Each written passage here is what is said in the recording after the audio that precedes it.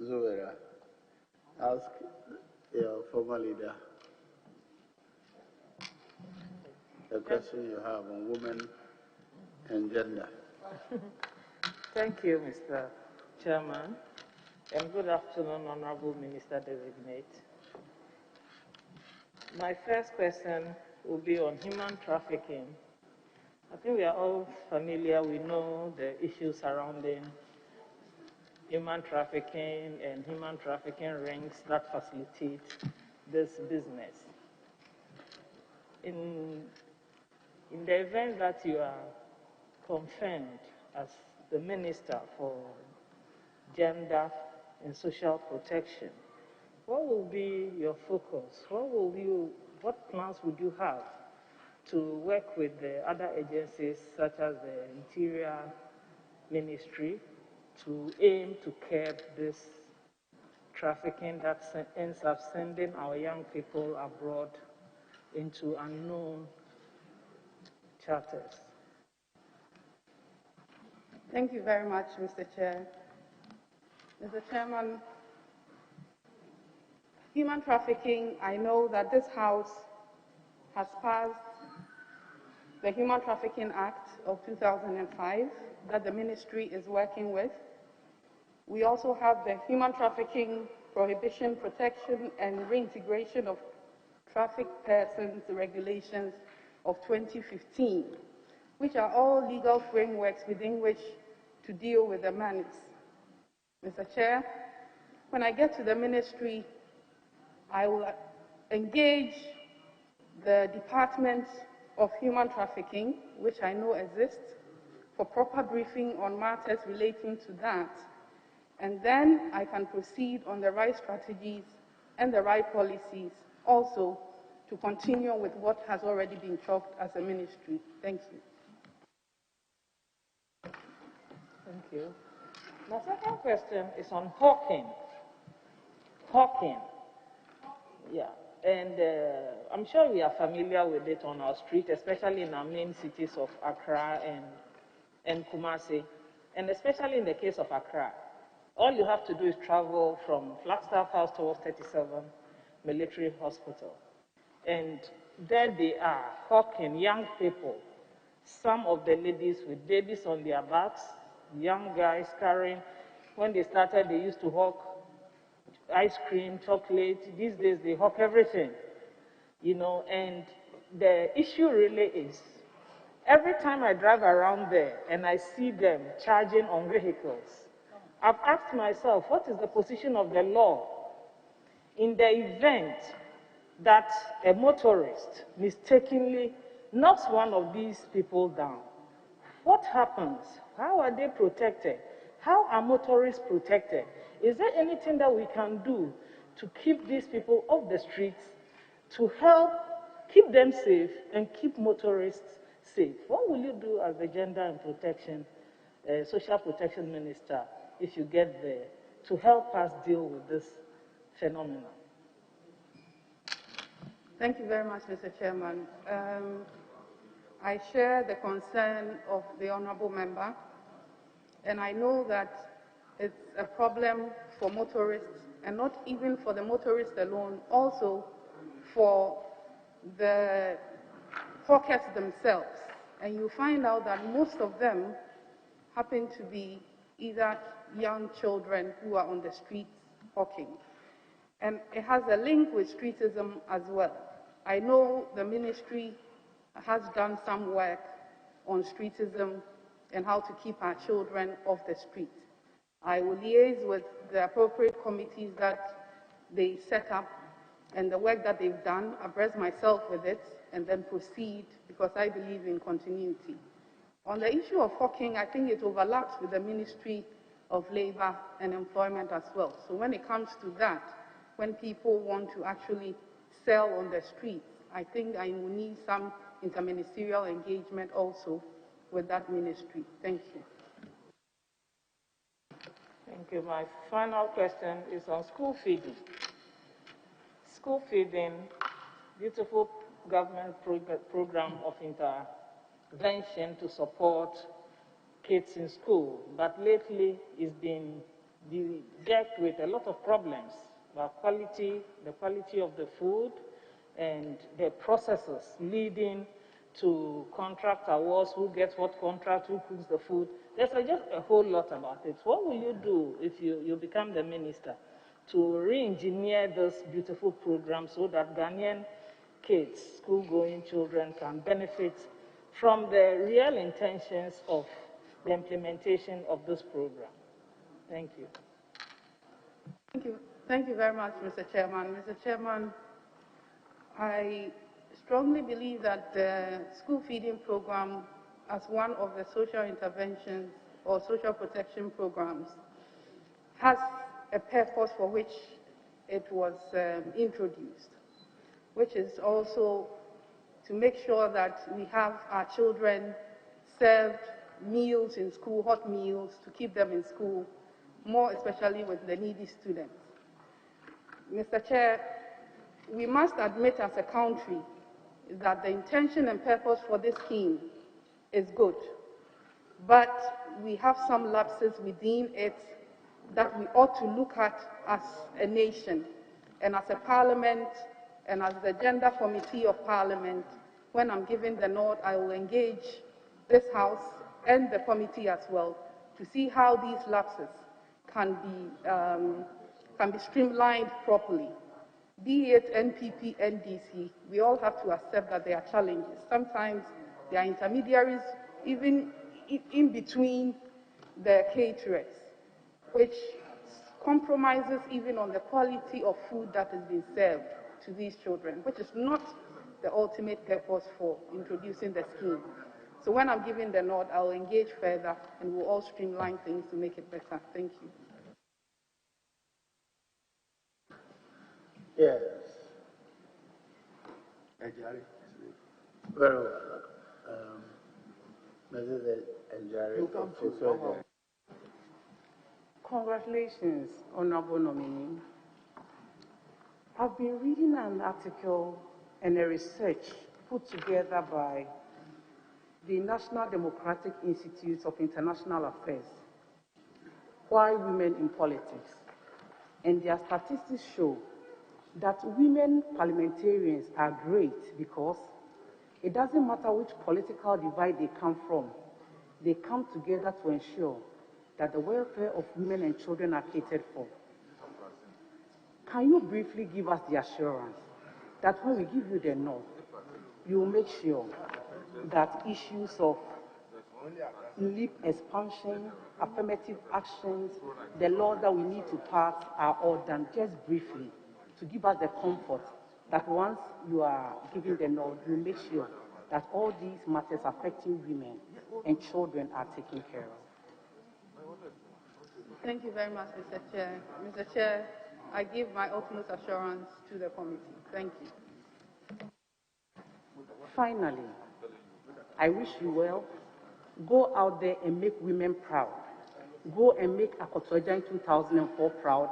And don't be minister for MPP women. Go there and be Ghana's minister for gender and social protection. Thank you. Thank you very much. Yes, Honorable Paraga. Mr. Chairman, thank you very much. Honorable Adwoa, Safowaa, I congratulate you on your nomination. A quick one on witches' camps. So you have been briefed about the proliferation of witches' camps in the country. I have 2 witches' camps in my constituency, and it's, for me, a blot on the conscience of all of us that we still have something called witches' camp. What would you do about these witches' camps and sometimes violations of the rights of these alleged witches? Thank you very much, Mr. Chairman. Thank you very much, Mr. Chair. Mr. Chair, if I'm given the nod, what I will first do is to engage and visit some of the camps and engage these alleged witches I will further engage the traditional leaders and opinion leaders in these areas to get a very clear picture of what indeed ought to be done. That is not to say that the ministry hasn't done anything. I chanced on some documents which indicated that in Kambaga, which camp, for instance, there are 600 inmates. When they were engaged, only one was prepared to come back home. So I believe that a rebranding of these camps, because as far as the women are concerned, they have found family in these camps. And so I would engage them further. Minister nominee, a rebranding of the camp, which is camp. So your policy will be to rebrand them. I know that it has to do with, you have a background in human rights. It has to do with infractions of human rights, that they are being held hostage because of some people's cultural and social beliefs. So when you use the word rebrand, are you going to promote the detention of supposed witches? Mr. Chair, definitely not. I indicated that attempts to withdraw these women has proven difficult in the past. That is why I believe that another and a novel approach to dealing with the matter would be more prudent. So if they see it as homes and the ministry supports them with the necessary social amenities that is expected of a state, they are given food, they are put on leave, and they are given clothing, I believe that that negative branding as a witch camp will be taken away. And the women also, I intend to go through with them some education on the need for them to also know that these abuses meted on them are not legal, and they can speak out and report to the police as need be. But I think the approach we've used in the past hasn't worked, and so I will look at a new approach, which is more collaborative. Thank you.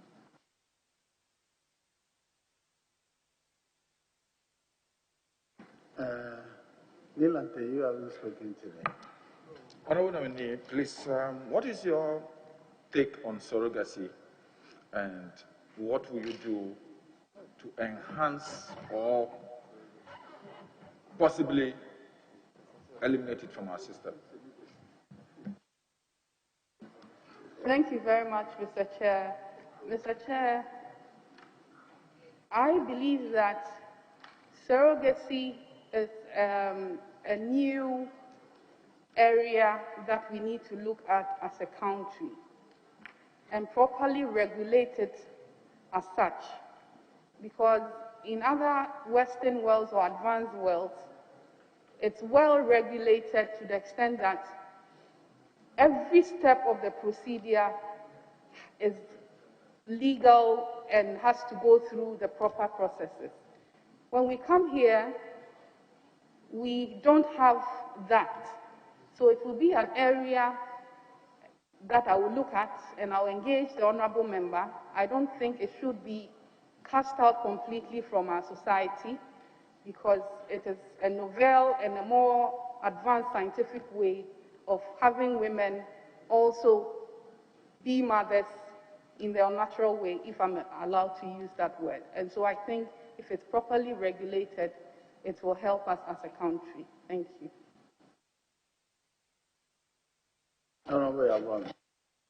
Thank you, Chairman. Chairman, congratulations on me. And may I refer you to page 161 of our manifesto.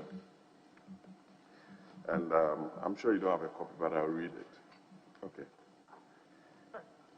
We will also, in line with our social development philosophy, ensure the enactment and operationalization of the Aging Bill, as well as the Affirmative Action Bill. What are some of the things you would want to see in this proposed bill that you will be ushering into this House? Thank you. Thank you very much, Mr. Chair. The aging bill and the affirmative action bill, if I'm given the nod, would be one thing that I would ensure that we get it passed. I know the affirmative action bill has been in and out of this house. Having been in this house and having engaged as a leader, I know that I can engage this house much better to ensure that this law is passed. The aging bill also is very important. Not to add on, but there are other bills also that I would be introducing into this house. So I think that what I personally will want to be seen in these laws is not my priority. What I think should be our priority is that we are the representatives of the people, and as a house, when we propose and bring it on the floor, through debate and consideration, there will be additions and there will be deletions, and make the law the best for all of us in this country. Thank you. Gisela? Thank you very much, Mr. Chair. I mentioned a name, Gisela. Oh. Thank you, Mr. Chairman.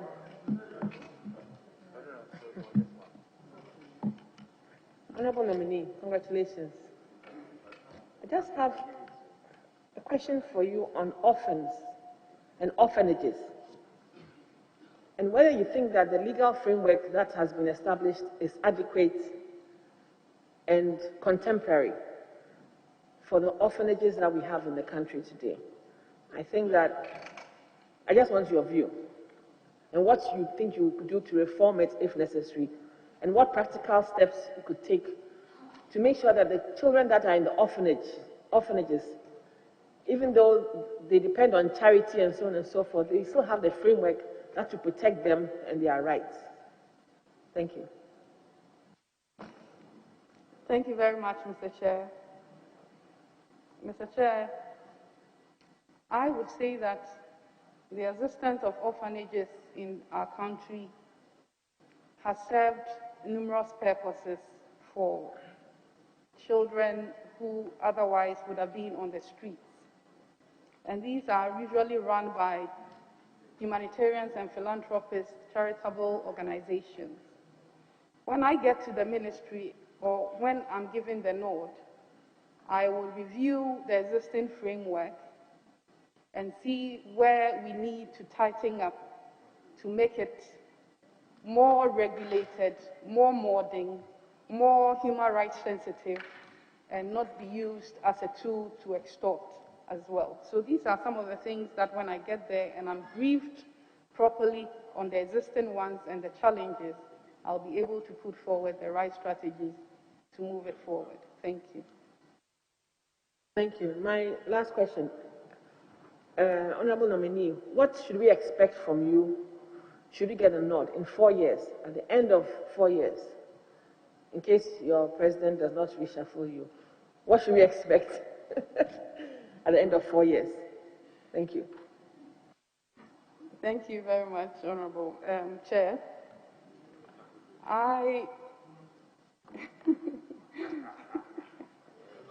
The reshuffle part, okay.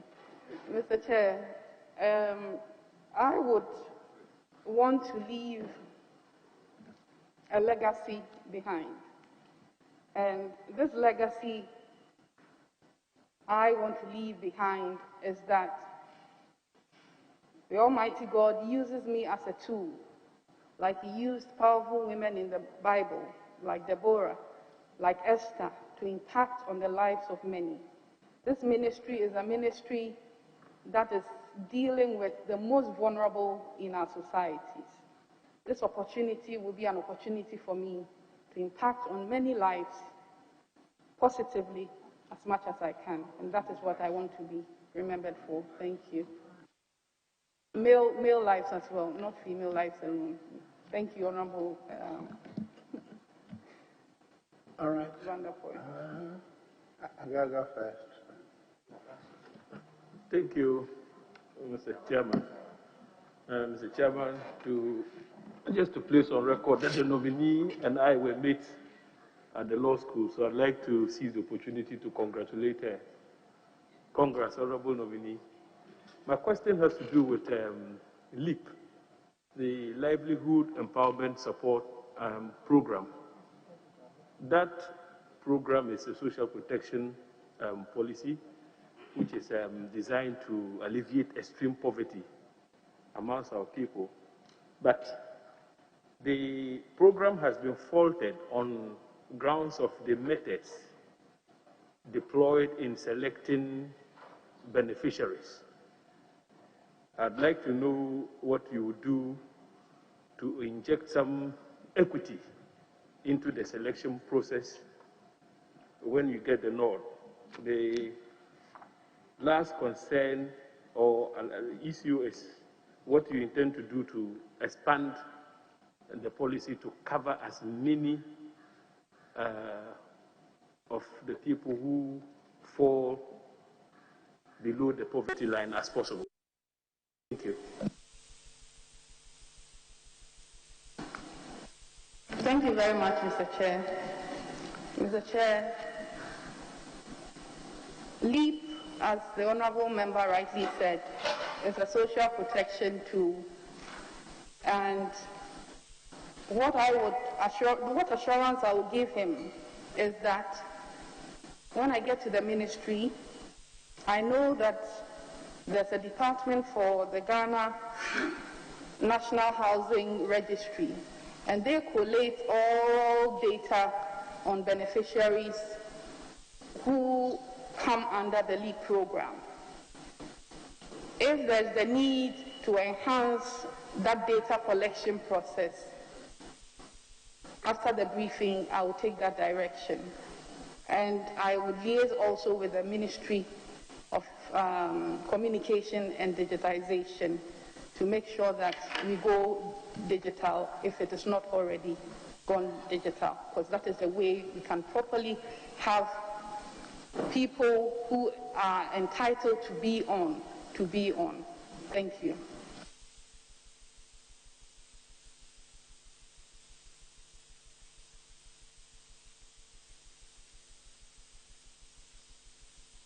Yes.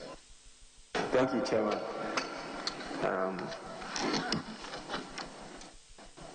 I would want to find out what you would do to protect victims of crime. In working in that area, I've realized that there are a lot of young females who are either raped or defiled, and at the point that they need support for either medical care, sociological or psychological support, it's very difficult for them. There are certain investigators who will demand money before they take you to the clinic to do medicals and so on and so forth. Also, what happens is that in a practical situation where I have represented some victims, after the perpetrators have been convicted and sentenced, the children are left with no protection whatsoever. What would you do as a Gender and Children Protection Minister in the protection of victims of violent crime? Thank you very much, Mr. Chair. That's a very important matter that my colleague has touched on. Victims of rape and defilement, when I'm made the minister, I would make sure that the proper policies are put in place to ensure that the law is implemented. Because I know that we have the Domestic Violence Act, we have the Criminal Code, we have the Criminal Code which has been amended, and all these acts are acts of criminality. The issue of having a medical report even before you proceed with the rape matter in court usually deters even the victims from reporting because of their backgrounds as being vulnerable. So I believe that when I get to the ministry, some work has been done. I don't want to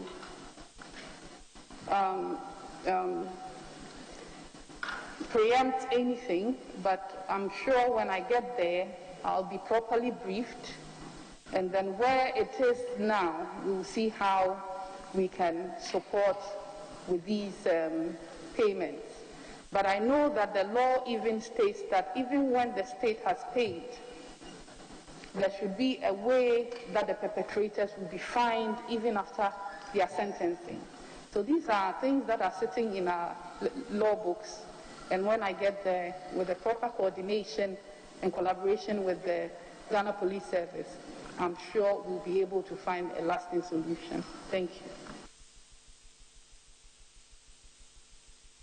you. Yes, Honorable Eslaus. Thank you, Mr. Chairman. There's this congratulations, and I'd like to ask you a very vexed but pertinent issue, and would like to know what your thoughts are on it. The property rights of spouses. The 1992 Constitution indicated that a law should be passed to protect the rights of spouses upon dissolution of marriage. It came to this House in the 6th Parliament and was withdrawn for further consultations. It didn't make its way back in the 7th Parliament. Would you take steps to address the issues that made it difficult for its passage in the 6th Parliament and ensure that we make some headway to giving effect to the constitutional provision? And secondly, whether men should be encouraged to take paternity leave to assist their partners take care of newborn babies. Thank you. Sorry, I want to understand you.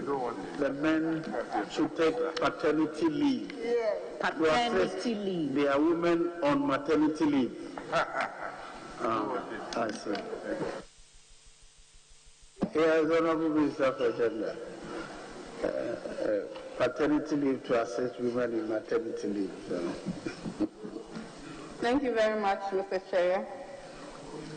Mr. Chair, I will start with the first question, which relates to Article 22 of the Constitution, which guarantees the property rights of spouses, and the fact that this bill came before the floor, or came on the floor of Parliament and had to be withdrawn.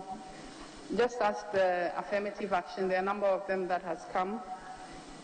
I will give my honorable colleague the assurance that the whole House is expecting and the entire nation is expecting to hear, that when I'm giving the nod, I would ensure that these laws are laid before the House, relayed, and for consideration, and for the law to be passed.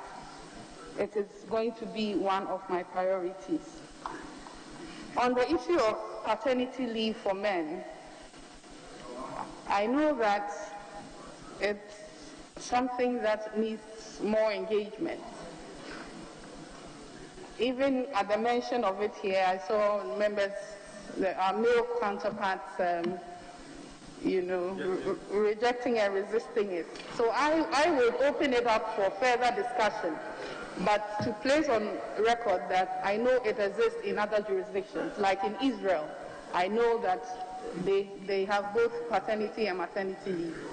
But again, we have to regulate it so that the men will have to prove that there's a newborn. Otherwise, they'll go doing other things. Thank you.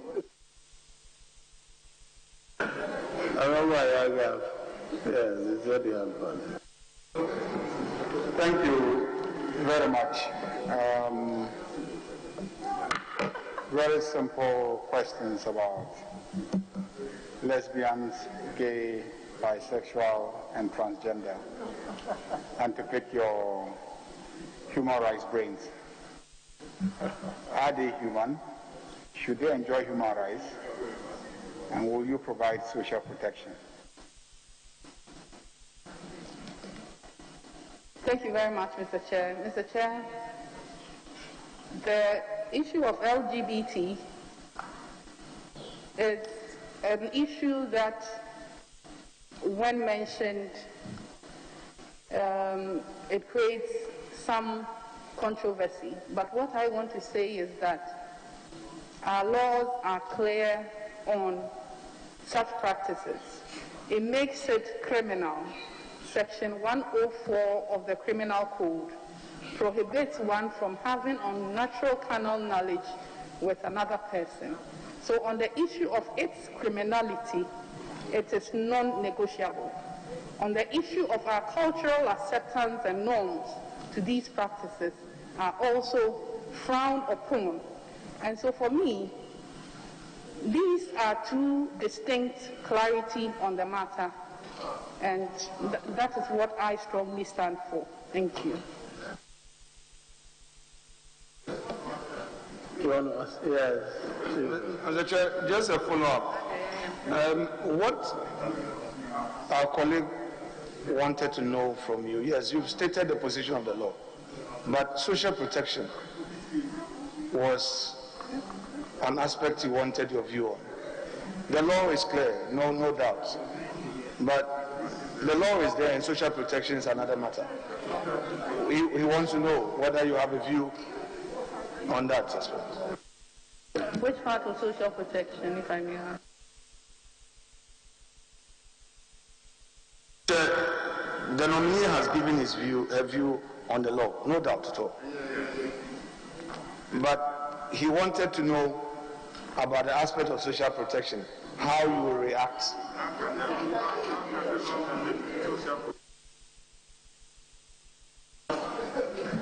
Mr. Chair. Do you wish to add anything, Honorable, to the answer you've given already?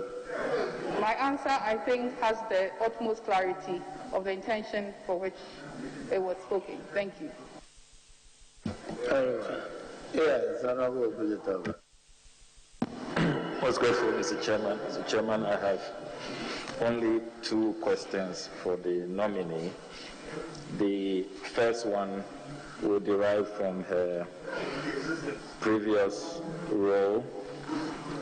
I observed from page 7 of the Honorable Nominee's CV, she indicates that as Minister for Public Procurement, you were Chief Advisor to the President on procurement issues or matters.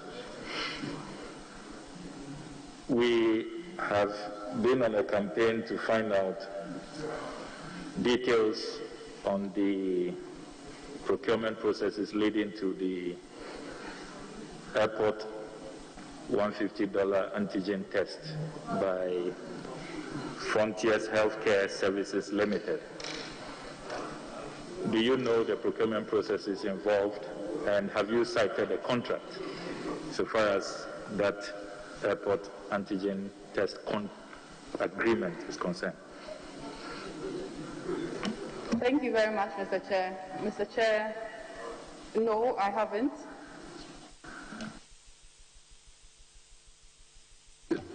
You haven't seen the contract, and you don't know the procurement processes too that was used as a Chief Procurement Advisor to the President. Mr. Chair, as Chief Procurement Advisor to the President, I want to state on record that the Public Procurement Act, Act 663 of 2003, was not changed during my tenure as Minister of State for Public Procurement. So the supervisory minister, which is clearly stated in the law, is the Minister for Finance. Thank you. Thank you. I want to come to social protection, which is the new portfolio. If God willing, this committee and the House approves your nomination, you will be in charge of. I am increasingly taking the view that this whole phenomenon of Kayaye, don't you think that the time has come for us as a country to just proscribe it, outlaw it? because it really borders on human rights. It's very dehumanizing, and nobody deserves to go through what they do in this modern era, carrying human load on your head. I mean, the human head is not for carrying load. And if you see their conditions and what happens to them, even at night, they have no place to sleep and all of that.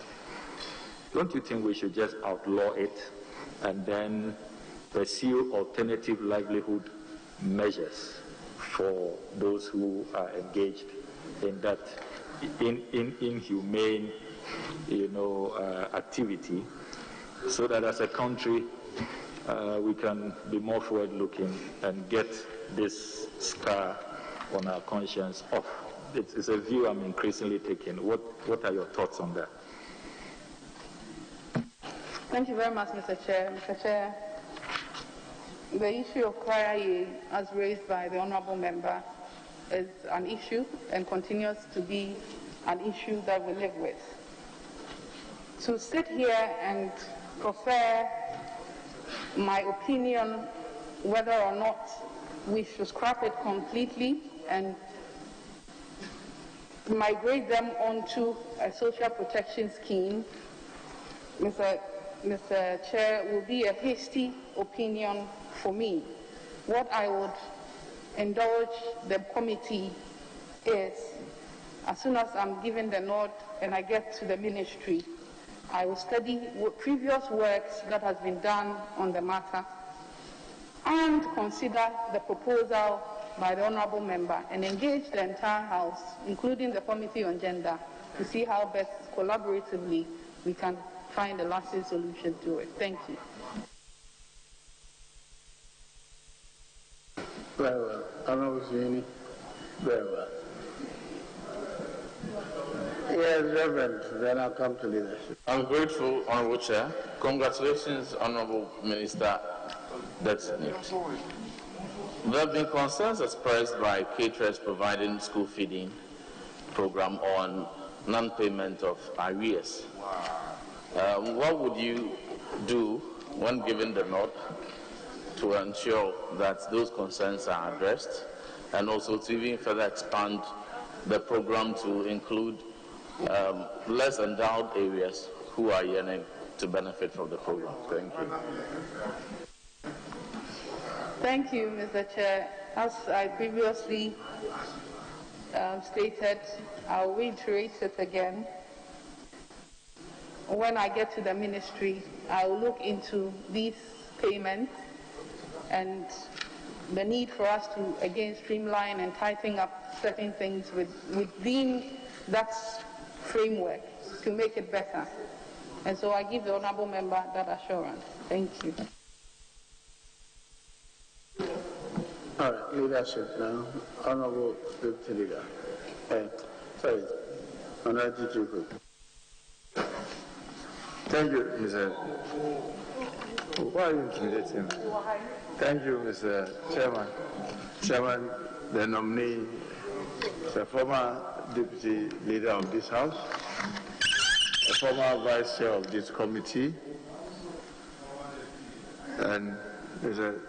Chairman, on her ground, I know she was recently blessed with a newborn baby. I would not want the baby to accuse us of keeping her long from taking food.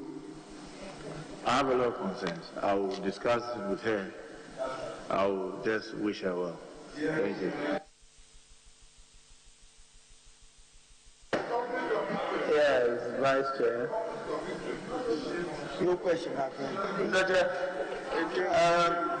In accord with his pleasure, I will not depart from that path he has chosen. Thank you. Honourable Ranking Member. Speaker, let me thank you and also use this opportunity to congratulate our colleague, the Honourable Sarah Adwoa, who is transiting from Deputy Leader of the House to Minister responsible for gender and related matters. Madam Speaker, I wish her well and trust that she would work to improve representation of women in public life in Ghana. But if I were to ask her, it's just for purposes of the record. When you go to Article 11, Article 174, Article 268, it all uses Parliament shall by two-thirds. Maybe let me just read one for your purposes. I'll go to 11, Article 11 of the Constitution, and it reads with the indulgence of Chair. I quote Article 11. It says, come into force at the expiration of 21 sitting days after being late, unless Parliament, before the expiration of the 21 days, announce the order, rule, or regulation by the votes of not less than two-thirds of all the members of Parliament. What's your legal arithmetic understanding of this? Mr. Chair, I would say that my mathematics is not that good, but two-thirds of 275.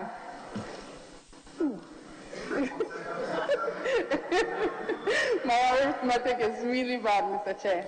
But 91, I'm told. So plus or minus 91. Plus or minus 91 is one-third according to you. Take it. Two-thirds will be 91. Two-thirds of 275. Or 275, yes. Mr. Chair, I have indicated my arithmetic is very... Chairman, is noted. Chairman, my second question is, Minister, when you assume office, across the country, children have no access to play and recreational centers across the country, particularly in public schools, and lands dedicated for that purpose is not available. Part of the training of children and their socialization necessarily must include recreation. Would you provide policy leadership in that direction? Exactly, Mr. Chair, I will do that. I give the committee that assurance. I know that recreation is another tool that can be used to enhance the well-being of our children, and not only children, the well-being of the aged as well. And when we all travel to the Western world, we see how they invest in parks, in recreational centers. So I strongly believe that already some work is being done in the ministry that when I get there, I'll be briefed and then continue from where they left off. But I strongly believe that every region should have at least a recreational facility, both for children and for the aged. There are concerns about nursing homes, and you've just given us an assurance, but I want a definite assurance. Aged persons, many of them emotional distress, many of them sick. Will you lead in providing, for the first time in our history, an aged bill which will take care of the emotional and social concerns of the elderly in Ghana? I'll do exactly that, Mr. Chair. I know that that bill is one of the bills that has to be laid before the House. I'll do exactly that. Thank you. Having been Supervisory Minister for Procurement and noting that procurement is the most veritable source of corruption, what advice do you have if we have to improve our procurement regime or legislation? Thank you, Mr. Chair. Mr. Chair, if we want to improve on our legislation on procurement and our procurement practices as a country, I strongly believe that we should go the way the emerging economies are going, which is that procurement should be distinct and different and have a new outlook and legal framework different from finance. Mr. Chair, all economies in the third world countries usually place procurement under finance. But finance itself, as a ministry or as a department, itself undertakes procurement. So it is like being a judge in your own court. So what is being happening now in advanced countries is that they are creating a new ministry. I know it exists in Canada, where procurement is giving a distinct function, a distinct expenditure to run, so that all the checks and balances can be effectively undertaken. Thank you. Chairman, my last and the one is just a commentary to wish my colleague well. The last is school feeding. The caterers across the country are very, very unhappy. They want assurance that they will be paid and paid on time. There are other schools, both rural and urban, that are still seeking to join that worthy initiative. What do you have to say to this? Mr. Chair, I give the committee my utmost assurance, like I did earlier, that we'll look into it and do the needful. Thank you. Chairman, I take it that our colleague is excited abandoning the legislative organ as deputy leader and want to have a new life in the executive to support the president in promoting gender and children affairs. Chairman, I know that in Ghana there is still underrepresentation of women because of our patriarchal nature as a society. She must accept the challenge and lead the process of social transformation. I wish you well and I congratulate you. Thank you, Leader. Okay. Adwoa, you have stated on your CV boldly, hometown as Antigua. You have declared it openly. Oh, I'm happy. And you know, within the Kwa municipality, there's a town called Kokofu. And there's a saying that Kokofu ball, only anyone and pass over. That, so today, my sister has come in. You know, so don't tell everybody. I'm asking you our school feeding quantities. We'll discuss it later. But more importantly, there's only one school people's home in Ghana, and it's situated at Bekwai. It needs some improvement, rehabilitation, and support. It has become a personal, charitable location. I want you to put it on your record that you pay attention to the old people's home at Bekwai, the only one in the country, and it is situated there. So take note, and let's pay attention to that. On that note, the other children's homes that need support, I'm sure you attend to them. And on that note, I congratulate you on your nomination and be assured that I have only our. Thank you very much, Mr. Chair. I assure you. We will support you. But on that note, we thank you for attending upon the House. So those without me, they will know you. As discharged. Thank you very much, Mr. Chair.